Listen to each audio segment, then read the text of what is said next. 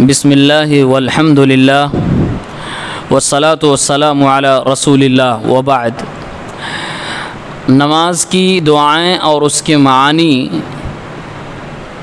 اس سلسلے دروس میں ہم تشہد اور اس کے بعد درود شریف کے معانی اور مطالب پر غور کر چکے ہیں۔ اب اس کے بعد سلام پھیرنے سے پہلے کچھ دعائیں پڑھی جاتی ہیں۔ التحیات پڑھتے ہیں اور اس کے بعد درود پڑھتے ہیں، اس کے بعد ہم کچھ دعائیں پڑھتے ہیں، ان دعاؤں کا آج ذکر ہوگا۔ التحیات اور درود شریف کے بعد سلام پھیرنے والی تشہد میں کئی دعائیں آئی ہیں۔ حسن المسلم کے اندر تقریباً انہوں نے 10 دعاؤں کو ذکر کیا ہے۔ عام طور سے ہم اور آپ 2 دعائیں پڑھتے ہیں، ان 2 دعاؤں کا ہم ذکر کریں گے۔ نمبر 1، ابو بکر صدیق رضی اللہ تعالی عنہ نے اللہ کے نبی صلی اللہ علیہ وسلم سے ایک بار سوال کیا، اے اللہ کے نبی علمنی دعاء ادعو به فی صلاتی، آپ مجھے کوئی ایسی دعا سکھائیے جو دعا میں اپنی نماز میں پڑھوں، اللہ رب العالمین سے وہ دعا مانگ سکوں۔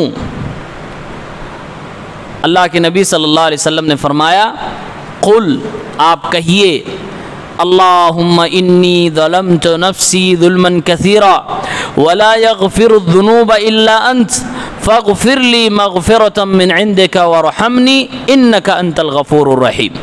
یہ دعا ہم اور آپ پڑھتے ہیں۔ جان لیجئے کہ یہ دعا ابو بکر صدیق رضی اللہ تعالیٰ عنہ نے اللہ کے نبی سے پوچھی تھی، اور یہ دعا حدیث کی کتاب میں صحیح بخاری کے اندر کتاب الاذان 834 نمبر حدیث پر موجود ہے۔ یہ دعا ابو بکر صدیق نے اللہ کے نبی صلی اللہ علیہ وسلم سے کہا تھا مجھے سکھائیے۔ تو اس سے ایک مسئلہ یہ بھی معلوم ہوا کہ دعاؤں کو بھی عالم سے سیکھنا چاہیے۔ ابو بکر صدیق نے اللہ کے نبی سے پوچھا کوئی دعا سکھائیے، تو مسنون دعائیں ایک عالم ہی بتا سکتا ہے۔ دعائیں بھی سیکھنے کی چیز ہوتی ہے۔ یہ اس لیے میں کہہ رہا ہوں کیونکہ بہت سارے لوگوں کے ذہن میں یہ ہوتا ہے کہ دعا بھی کوئی سیکھنے کی چیز ہے، یہ تو خود سیکھ لیتے ہیں۔ دعا بھی سیکھنے کی چیز ہے، وہ بھی عالم سے۔ یہ ابو بکر صدیق رضی اللہ تعالیٰ عنہ کی اس حدیث سے پتہ چلتا ہے۔ دعا میں کیا ہے، اس کا معنی کیا ہے، مطلب کیا ہے۔ اللہ کے نبی نے کہا کہ آپ دعا کرو، کیا کہو؟ اللہم انی ظلمت نفسی ظلما کثیرا۔ معنی اس کا ہوا، اے اللہ تبارک و تعالی، بے شک میں نے اپنے نفس پہ بہت زیادہ ظلم کر لیا ہے۔ اپنے نفس پہ ظلم کرنے کا مطلب کیا ہوتا ہے؟ مطلب یہ ہوا کہ اے اللہ میں نے ایسے گناہ کر لیے ہیں کہ جس گناہ کی وجہ سے مجھے سزا مل سکتی ہے، میرا نفس سزا کا حقدار ہو گیا ہے۔ سبب میں بنا، گناہ میں نے کیا، میری نفس، میری ذات سزا کی حقدار ہو گئی۔ تو اے اللہ رب العالمین کیا کر، وَلَا يَغْفِرُ الذُّنُوبَ إِلَّا أَنْتَ، اور اے اللہ گناہ تو میں نے کیا لیکن گناہوں کو معاف کرنے والا سے تیرے سوا کوئی اور ہے بھی نہیں۔ وَلَا يَغْفِرُ الذُّنُوبَ إِلَّا أَنْتَ، گناہوں کو کوئی نہیں معاف کرتا ہے سوائے تیرے۔ ایک طرف بندہ اپنی کوتاہی کا اعتراف کر لے، اپنے گناہوں کا اعتراف کرے، اور اس کے بعد دوسرے جملے میں یہ کہے کہ اللہ تیرے علاوہ کوئی گناہ نہیں معاف کرتا۔ یہ دونوں چیزیں جب جمع ہوتی ہیں تو اللہ تعالیٰ بڑا خوش ہوتا ہے۔ سید الاستغفار جسے یاد ہوگا اور جو معنی سمجھتا ہوگا، اس میں یہی کوالٹی موجود ہے جس کی وجہ سے اسے سید الاستغفار کہا گیا۔ یعنی بندہ اپنے گناہوں کا اعتراف کرتا ہے، اللہ کی نعمتوں کو مانتا ہے، اور یہ مانتا کہ میں نے گناہ کیا، اور یہ بھی کہتا ہے اللہ تیرے سوا کوئی معاف نہیں کر سکتا۔ فاغفر لی مغفرۃ من عندک، اے اللہ گناہ میں نے کیا، بخشنے والا تو ہے، تو میری دعا یہ ہے کہ تو مجھے بخش دے۔ کیسی بخشش عطا فرما؟ مغفرۃ من عندک، اے اللہ بے پناہ بخشش عطا فرما، اپنے پاس سے مغفرت عطا فرما، اپنے پاس سے مغفرت و بخشش عطا فرما۔ علماء نے اپنے پاس کا مطلب کیا لکھا ہے؟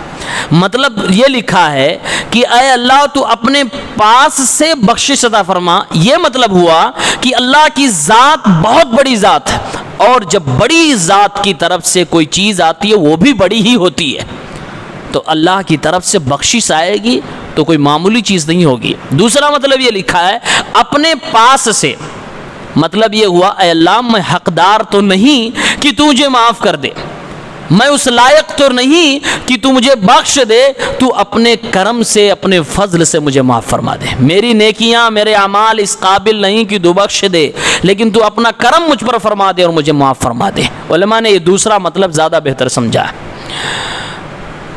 وارحمنی، اور اللہ تو مجھ پر رحم فرما، انک انت الغفور الرحیم، یقیناً بے شک تو ہے بخشنے والا رحم کرنے والا۔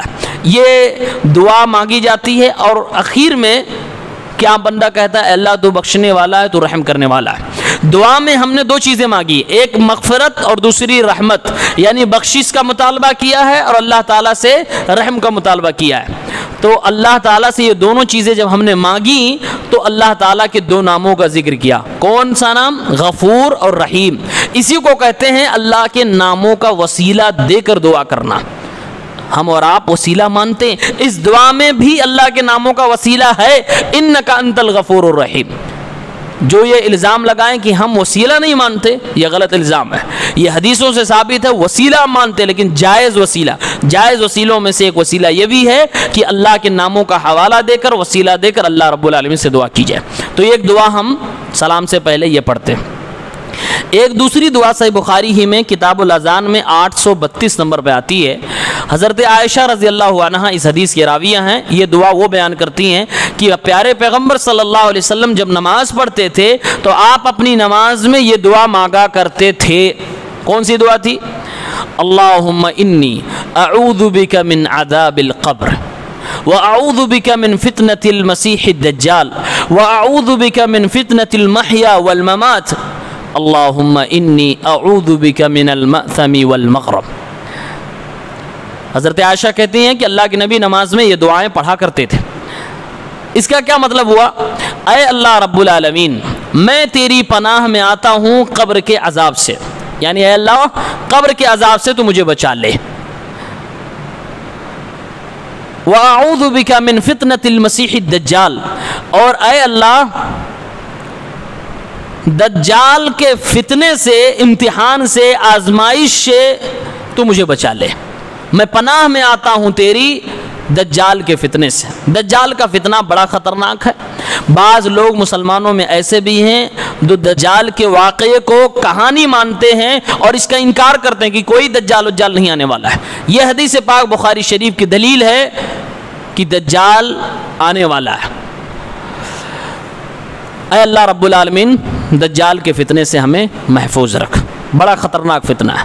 وَأَعُوذُ بِكَ مِن فِتْنَةِ الْمَحْيَا وَالْمَمَاتِ وَمِن فِتْنَةِ الْمَمَاتِ، اے اللہ رب العالمین تیری پناہ میں آتا ہوں زندگی کے فتنوں سے اور موت کے فتنوں سے تو مجھے بچا لے۔ زندگی کا فتنہ کیا ہے؟ پوری زندگی میں بہت بار انسان کی آزمائش ہوتی ہے، فتنے ہوتے ہیں، ان فتنوں میں اپنے آپ کو محفوظ رکھیں، اس کی دعا ہم اللہ رب العالمین سے مانگتے ہیں۔ شہوات، شبہات، ہر قسم کے فتنے سے بچ جائیں، یہ اللہ سے ہم نماز میں مانگتے ہیں۔ اور موت کے فتنے سے علماء نے مراد لکھا ہے جب آدمی مرنے لگتا ہے، موت کے قریب ہوتا ہے، اب روح نکلنے والی ہے، اس ٹائم شیطان آتا ہے، انسان کو گمراہ کرتا ہے۔ اس ٹائم خصوصاً وہ گمراہ کرتا ہے کہ اس کا آخری کلمہ اور دنیا سے جانے کا آخری لمحہ جو ہے وہ کفر پہ چلا جائے، وہ ایمان پہ نہ ہونے پائے۔ شیطان بڑی کوشش یہ کرتا ہے، تو اللہ کے نبی نے یہ دعا سکھائی اور آپ خود مانگتے تھے، وَمِن فِتْنَةِ الْمَمَاتِ، اے اللہ موت کے وقت جو آزمائش، جو فتنے ہیں، اس سے تو ہمیں محفوظ کر لے، تیری پناہ میں آنا چاہتا ہوں۔ اللہم انی اعوذ بک من المأثم والمغرم، اور پھر دعا مانگتے ہیں اے اللہ میں تیری پناہ میں آتا ہوں گناہ سے اور قرض سے۔ گناہ اور قرض، معصم اور مغرم، اس کے دو معنی ہیں معصم کے۔ معصم کا مطلب ہوتا ہے ایک تو گناہ، دوسرا مطلب ہوتا ہے وہ چیزیں جو گناہ تک پہنچاتی ہو۔ اے اللہ تو ہمیں ان چیزوں سے بھی بچا لے جو گناہ تک لے جانے والی ہوں، اے اللہ گناہ سے بھی مجھے بچا لے، اور اے اللہ ہمیں ان ضروریات اور ان چیزوں سے بھی بچا لے جو مجھے قرض لینے پہ مجبور کریں، اور اے اللہ رب العالمین قرض سے بھی مجھے بچا لے۔ اسی حدیث کے اندر ہے، حضرت عائشہ کہتی ہیں ایک آدمی نے پوچھا ہے اللہ کے نبی صلی اللہ علیہ وسلم، آپ اکثر و بیشتر یہ قرض سے کیوں اللہ کی پناہ میں آتے ہیں؟ معاملہ نہیں سمجھ میں آیا۔ پیارے پیغمبر صلی اللہ علیہ وسلم نے فرمایا کہ قرض ایک ایسی چیز ہے جب کوئی بندہ لے لیتا ہے تو دو بڑی برائیوں میں ممکن ہے کہ وہ آ جائے۔ کون سی دو بڑی برائیاں جب قرض لینے کے بعد انسان ممکن ہے کر بیٹھے؟ ایک یہ اذا حدث کذب، قرض لے لیا، سامنے والے نے مطالبہ کیا، اب اس نے کہا کہ میں دوں گا، دینے کا ارادہ نہیں ہے کہ کل دوں گا، لیکن کہہ دیا ہاں کل دے دوں گا، پرسوں دے دوں گا، ایک ہفتے بعد دے دوں گا۔ اذا حدث کذب، جب وہ بات کرے گا اس سلسلے میں جھوٹ بولنے لگے گا، یعنی قرض کی وجہ سے وہ جھوٹ بول جاتا ہے۔ وَإِذَا وَعَدَ أَخْلَفَ، اور ایک دوسری برائی اس کے اندر یہ آ جاتی ہے کہ جب دینے والے سے کہتا ہے کہ میں تمہیں دے دوں گا، پھر وعدہ خلافی کر جاتا۔ اور یہ جھوٹ اور وعدہ خلافی دونوں ہی منافقوں کی پہچان ہے۔ پتہ یہ چلا کہ قرض، ایسا قرض جو انسان ادا نہ کر سکے، وہ قرض انسان کو منافقت تک بھی لے جا سکتا ہے۔ اس لیے اللہ کے نبی صلی اللہ علیہ وسلم دعا مانگتے تھے، اے اللہ رب العالمین، میں تیری پناہ میں آتا ہوں گناہ اور قرض سے، یعنی اس سے بھی مجھے بچا لے، نہ گناہ کروں نہ قرض لوں، نہ گناہ کرنے والی چیزیں میں کروں، گناہ تک پہنچانے والی چیزوں کے پاس نہ جاؤں، اور نہ ایسی میری زندگی میں مشکل آئیں کہ مجھے قرض لینا پڑے۔ کتنی پیاری دعا ہے یہ دونوں دعائیں ہم نماز میں سلام پھیرنے سے پہلے مانگتے ہیں۔ اللہ تعالیٰ سے دعا ہے پروردگار ہماری تمام دعاؤں کو قبول فرمائے۔